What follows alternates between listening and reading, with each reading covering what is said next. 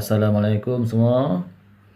Okey, bertemu lagi kita di kelas kimia Cikgu Ruhizan.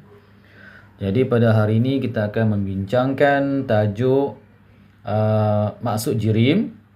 Jadi bersama-sama perbincangan kita nanti bolehlah pelajar semua lihat dalam buku teks muka surat 24. Okey, jirim. Apakah maksud jirim? Jirim kita dapat definisikan sebagai sesuatu yang mempunyai jisim dan memenuhi ruang. Jadi kata kunci untuk kita kena pasti bahawa satu-satu bahan, satu-satu benda tersebut adalah jirim ataupun tidak, ialah dia mesti mempunyai jisim dan memenuhi ruang. Okey, jom kita lihat bahan-bahan yang biasa kita jumpa di kehidupan harian kita. Okey, yang pertama ialah air. Okey, adakah air kita golongkan sebagai jirim? Okey, ingat jirim mesti mempunyai jisim dan memenuhi ruang. Okey, lihat air. Air adakah ia ada jisim dan juga memenuhi ruang? Seterusnya kita dapat golongkan sebagai jirim. Okey, untuk kita mudah kenal pasti sama ada bahan tersebut digolongkan sebagai jirim ataupun tidak. Okey, kalau bahan tersebut kita boleh kumpul dalam beg plastik. Jadi bahan tersebut akan ada jisim dan akan memenuhi ruang. Dan seterusnya bahan tersebut kita dapat golongkan sebagai jirim. Ingatlah. Okey, bahan yang boleh kita dapat boleh kita kumpulkan dalam beg plastik kita boleh golongkan sebagai jirim. Okey, air. Boleh tak air kita kumpulkan dalam beg plastik?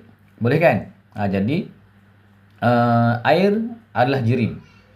Okey, kerana apabila kita kumpul dalam beg plastik kita boleh timbang ada jisim dan dia beg plastik of course dia akan kembung. Kembung tu bermaksud air telah memenuhi ruang kembung beg plastik tersebut.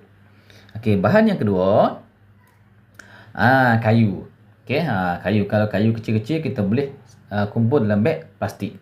Ya. Ada yang bertanya, sekiranya kayu tu sebatang pokok, boleh ke nak kumpul dalam beg plastik? Okey, itu bukannya masalah boleh kumpul atau tak, itu masalah tak muat.